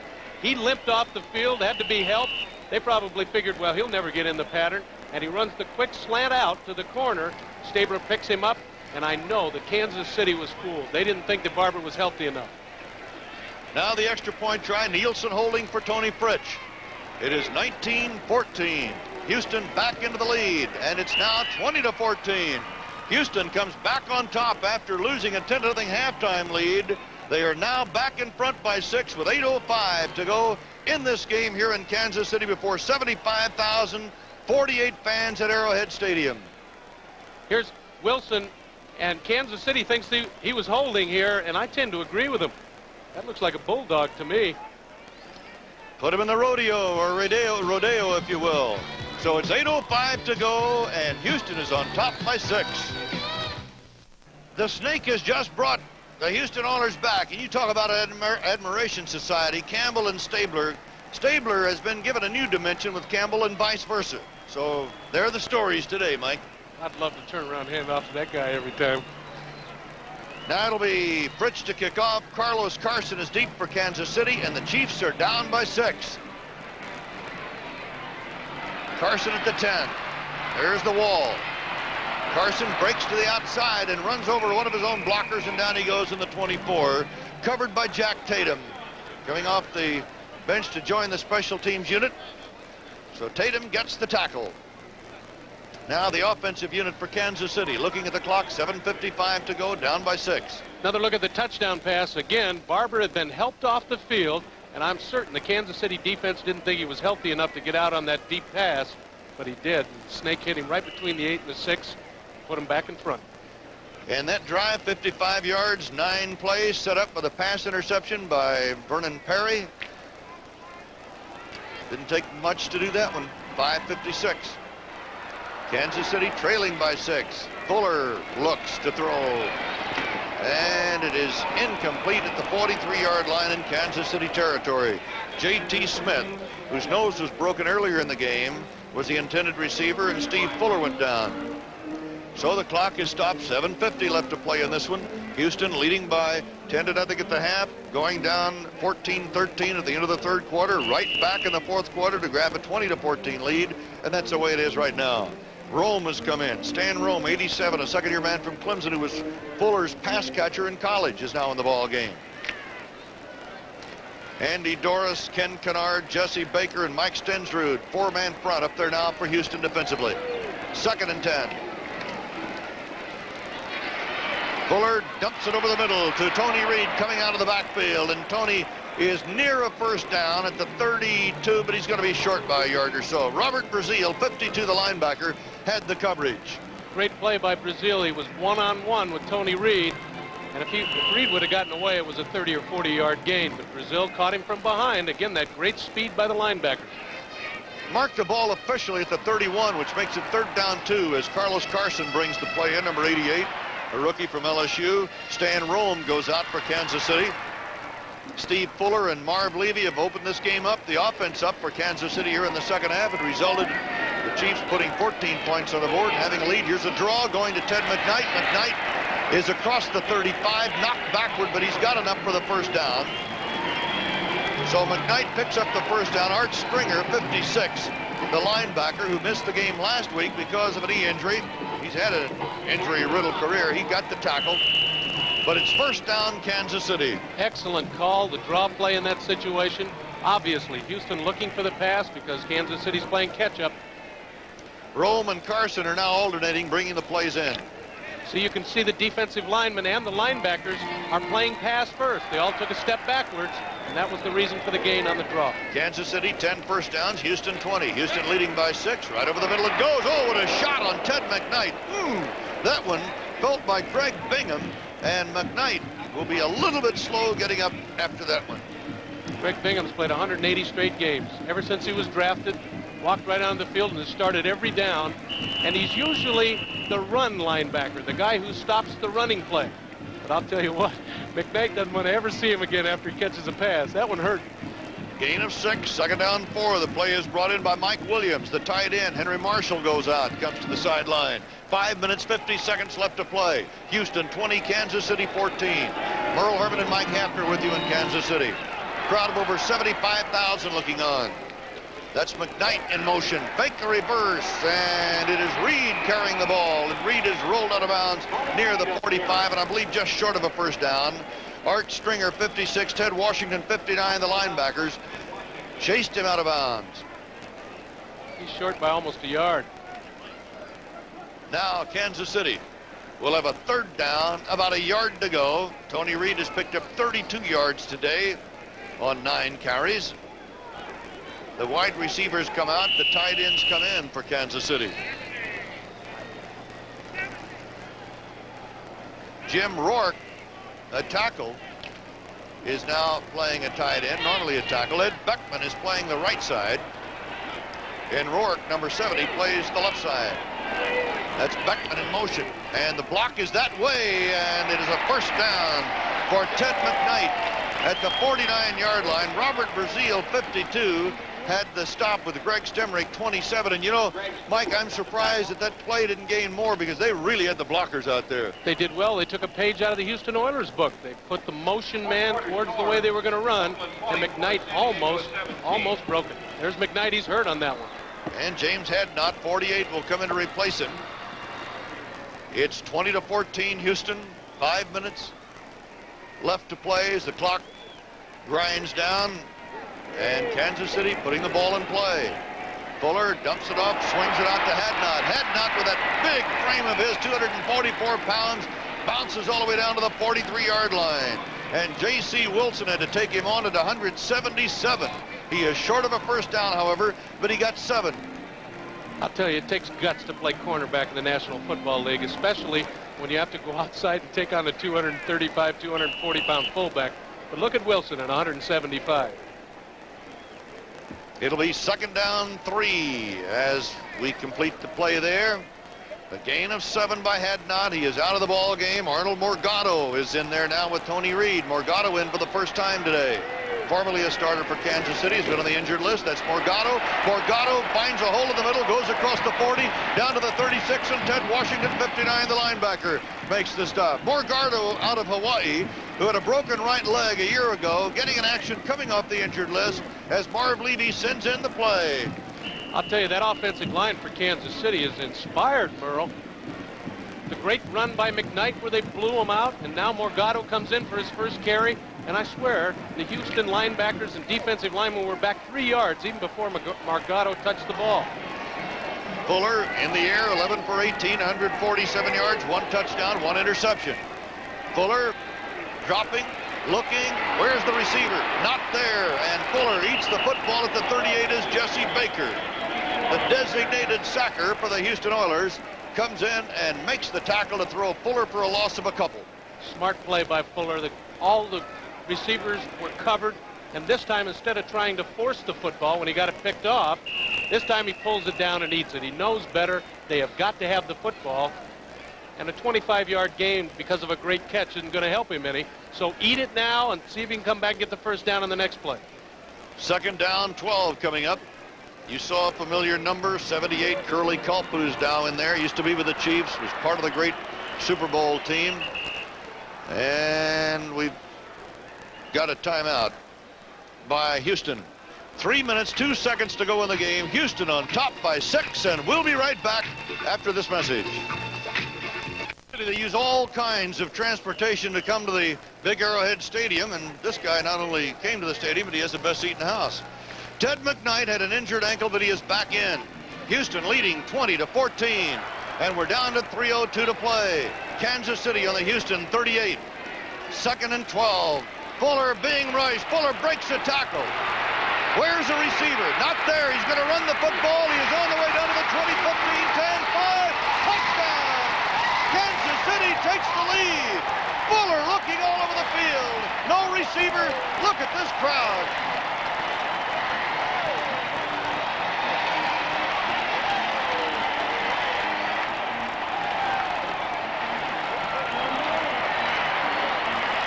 A 38-yard touchdown run by Steve Fuller. He looked everywhere. He had no receiver. He's the third leading rusher anyway, and this is one of the reasons why. A smart play. Fuller uses his athletic ability to get away from the big pass rush. Now he wants to throw it, but he remembers the interception earlier that turned this game back to Houston. Now he pulls it down, and at 6'4" and 200 pounds, this young man can really run. And as you said, Merle, he's the third leading rusher on the team. He just showed you why. Well, Kansas City tied, and now Kansas City into the lead. Kansas City 21, Houston 20. 2 minutes and 51 seconds left to play in this ball game. Don't leave us here. We've got a wild finish coming up for you. 75,000 fans in Kansas City in war paint, the mascot. All happy about that last play as Fuller ran it in, 38 yards for a touchdown. He has 49 yards rushing for the day, and Nick Lowry will kick it away. Carl Roach is at the other end of the field, back deep with Jeff Groth. And it's right out of the end zone. There'll be no run back on this one. Now we will see Ken Stabler go to work. And these fans will have to, well, most of them right now are standing, as the scoring drive covered 76 yards in 10 plays, with 5 minutes and 14 seconds eaten off the clock by the Kansas City Chiefs, and Fuller took it in for the touchdown, and now Stabler is 80 yards away from putting Houston back in front, and he is down by 1 point. And you're going to see a great show here in the final 2 minutes and 48 seconds, I'm sure of that, because this defense of Kansas City is really cranked up, but Stabler has faced this situation before. He is one of the best ever at the 2-minute drill. He's got 2:48 to go. He's got all of his timeouts left. This is going to be interesting, Merle. Carpenter and Coleman are his running backs. Airborne, that's the story. Stabler with time, and ooh, the pass is dropped. Billy White Shoes Johnson was going to carry the ball before he had possession. He was wide open on the sideline. He was going to have about a 17-yard gain on the play, but instead it is 2nd and 10. Old wide receivers do not like to see this. I mean, Billy Johnson works all day to get wide open. Kenny Stabler makes a perfect read of the defense. Now watch. White Shoes is a punt return man first, a receiver second. There goes the problem. He started to run with the football before he caught it. But Stabler's an old veteran. He'll come back from that drop. Stabler, 9 out of 15, 113 yards. Big running game by Earl Campbell today, but now Stabler's got to stay in the air. He's over the middle. It's complete to Ronnie Coleman coming out of the backfield. He's to the 29-yard line, brought down by Thomas Howard, the linebacker, 52, and he is just shy of a first down as we have 2 minutes and 30 seconds left to play of this game. And the Oilers are trailing by 1, and you see a timeout signal from the sideline. As the Oilers, the clock is still running, however. Still running. He hasn't called the timeout yet, Merle. So the clock rolls. Gifford Nielsen pointing to the clock, and the clock is now being stopped at 2 minutes and 12 seconds left to play. And something went wrong there as Marv Levy, he's all for it. Bum Phillips is pointing to his team on the field, saying, hey, guys, you got to anticipate here. We got to call a timeout. So they get the timeout with 2:12 left to play in the game. Houston will have a 3rd down and 1 when we go back to play here. A tremendous show by Earl Campbell, possibly to be overshadowed by a second-half comeback by these Kansas City Chiefs. Today, it's the Chiefs of Kansas City and the Oilers of Houston. Tuesday night on NBC, it will be the Royals of Kansas City against possibly the Houston Astros or the Philadelphia Phillies, as the World Series is back where it belongs on NBC starting Tuesday night the 14th. Bum Phillips not very happy about that timeout call. And I'll tell you, Merle, I think I gave you some wrong information. There's only one timeout left now for Kenny Stabler. Well, Stabler really has to work the sideline now. 2 minutes, 12 seconds remaining. Kansas City 21, Houston 20. The Oilers, after losing to Pittsburgh 31-17 in the opener, came back to beat Cleveland, Baltimore, and Cincinnati, and then were pounded last week by Seattle 26-7. And Bum Phillips says, we got to get our act together. We were all terrible. He said, we played the game terribly on the field. He said, I blame the coaches, I blame the players, I blame everybody. He said, let's put it together. Timer, please adjust the clock to 2:17. All right. We did have a timeout while the clock was running. They're adjusting it to 2:17. That's what it has to go back to. Kansas City got in the win column last week against Oakland 31-17 after dropping its first 4 ball games. And of course, this would be a tremendous boost to the Chiefs' confidence if they can hold this lead this afternoon. Over 75,000 here at Arrowhead Stadium, and nobody is leaving, obviously. They're resetting the clock. It will go to 2:18, I believe, was the call. We'll watch it as they count it down. So this is a breather for the Kansas City Chiefs. Marv Levy says they're the youngest team in the NFL. Have had to wait here till the clock was moved back, and they were all fired up and ready to tee up on Stabler and the Oilers with 3rd down at about a yard to go. In fact, less than that.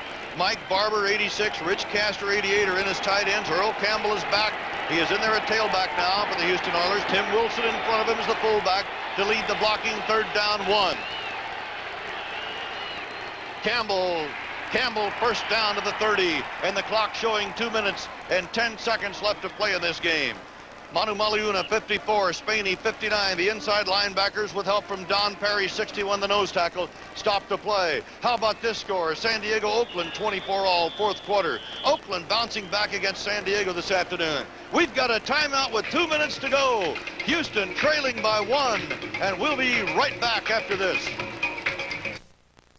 October 18th at 4 p.m. Eastern Time, NBC Sports World returns live. It's a 10-round lightweight heavyweight bout between undefeated Michael Spinks and Yaki Lopez. Then some of the greatest names in bowling go pen for pen, and legends of bowling all Saturday on NBC Sports World at 4 p.m. Eastern Time, following the 1980 World Series here on NBC. Houston, 70 yards away, 2 minutes to do it. Mike Hefner. I've seen Kenny Stabler do it 100 times, but I'll tell you, this Kansas City team is fired up, and they are an awful tough defense. A field goal would do it for the Snake. Here we go. Stabler pumps once over the middle, completes the ball to the 40-yard line to Rich Castor, his tight end. There's a play over or not. Fumble, Kansas City ball. Whitney Paul jarred the ball loose on the tackle, and Houston much upset on the call. Rich Castor had the ball at the 40 for apparent first down, but a fumble and a turnover. It was Whitney Paul last week stealing a ball away from David Casper to help them upset Oakland, and now you see rip that ball out, and that was a good call. And Gary Spaney fell on it. Kansas City with a 1-point lead. Packer has just come up with a big play for the defense. It was the defense that won last week in Oakland, and it's the defense that's turned this thing around as Ken Stabler was starting to move the Oilers with 2 minutes to play, plenty of time for the Snake. But it was Whitney Paul who changed all that, and Kansas City now has to kill the clock. Oilers only got one timeout left, Merle. It is Ted McKnight up the middle down to the 38-yard line. Curly Culp, 78, Mike Stensrud make the tackle, and timeout is called for Houston, and that will wipe out the Oilers as far as timeouts are concerned. 1:46 left to play. Building program, if they can hold the lead, it'll do a put Houston to the lead 20-14. Now Kansas City the lead. And again, it is McKnight inside the 35 to the 34. Jess Baker, 75, makes the tackle. And we have a little extra curricular activity going on down there. Ted Washington, 59, and let's see who else mixing it up a little bit. For Kansas City, 83, Mike Williams at tight end, and now they'll cool things down a little bit. The clock stopped with a minute 36 seconds left to play. A little bit of frustration, Merle. Houston knows they should have won this one. Kansas City very, very happy to get the second win in a row if they hold on. The Oilers are behind in this ball game because they had covered all the pass receivers when Steve Fuller was going back to throw, and he couldn't find anybody to throw to. They had covered those receivers like a blanket, but Fuller, who can run the football, saw a little daylight, charged right up the middle, 38 yards, touchdown. Personal foul against each team offsetting is the call by Bob McElwee. That was a gift by Bob McElwee. He's going to tell us now. We have a double foul after the play. The down counts. So the down will count. The double foul was after the play was over. It'll be a second down coming up for Kansas City. A minute 36 seconds to go in this game. And the Chiefs are leading the Oilers by 1. If the Chiefs can win this game, it'll be their first win over the Oilers in 5 years. You know what the complaint is by the Kansas City Chiefs is that penalty call stopped the clock. And that's what they're complaining about. They say that's not fair, that they should be able to stop the clock with offsetting penalties. Well, they're trying to cool Mike Williams, the second-year man and all-WAC selection from New Mexico, trying to calm him down a little bit. Third down. Let's check the yardage. They moved it up, and I said second down. It is third down after that last play that did go. And this is Ted McKnight. First down. He might be on the way. 20, 15, 10. Knocked out of bounds by Mike Reinfeld at the 10-yard line, just inside the 10. McKnight almost took it all the way, but it was Mike Reinfeld who put a shoulder into him to knock him out of bounds after a 25-yard pickup. Oh, this could seal the game if there's no turnover, Merle. This run by Ted McKnight could settle it all. And I'll tell you, he was just looking for the first down. All of a sudden, he turned upfield and knew he had the linebackers beat. And as you said, if it wasn't for Reinfeld, he walks in the end zone uncontested. It is first down and goal to go for Kansas City. A minute 28 seconds left to play. Gary Green, a defensive back, cornerback, is now in the game in the backfield for Kansas City, and they're just going to protect the ball. They're not interested in a further score. They're only interested in killing off the clock. And Houston can do nothing about it because the Oilers have no timeouts left. It'll be second down and goal to go. And we'll get a shot at Gary Green standing 15 yards behind Mike Fuller. And the reason, the fans will remember back to that Philadelphia-New York Giant game where the quarterback turned around, bumped into the fullback. It was fumbled when the game was sealed. And all of a sudden, the Philly linebacker picked it up, went in, and the game went to the Eagles instead of the Giants. And that's the reason for Gary Green standing way in the back, and we'll get a shot of it. And as Yogi Berra says, it's never over until it's over. That's it. The last time the Chiefs beat the Oilers was 1974 by a score of 17-7. Green, look at him. You talk about a tailback. Now that is what you call a deep tailback. So they kill time again on a second down play, and you're watching it tick away. The Oilers can't do much about it. They trail by 1. They had led 20-14 with 8:05 left to play as Kenny Stabler took the Oilers downfield, and I don't believe we'll have another play. But then it was this man right here, Steve Fuller, with nobody to throw to, running 38 yards for a touchdown. The extra point was added, and the Kansas City Chiefs are pulling a second straight upset, beating Oakland last week 31-17, and 75,000 plus here at Arrowhead watch their heroes leave the field with a dramatic 21-20 upset of the Houston Oilers. A severe blow for the Houston Oilers as Marv Levy accepts the congratulations of Bum Phillips. So the Oilers leading by 10-0 at the half. Kansas City putting on a good third quarter, 14-13 at the third quarter, an exchange of touchdowns in the fourth quarter, and a 21-20 win for Kansas City, Mike. It's a shame. Earl Campbell had a great day, but Kansas City just would not quit. And I'll tell you, defensive linemen hate scrambling quarterbacks, and you saw the reason why. Mr. Fuller was in the end zone with all the receivers covered, and it cost him the game. And it was Earl Campbell with over 177 yards on the ground today, putting on a tremendous show, but not quite enough as Kansas City wins its second game of the year, beating Houston by a score of 21-20. Oh, what a game, and we hope you've enjoyed it all. I'm Merle Herman.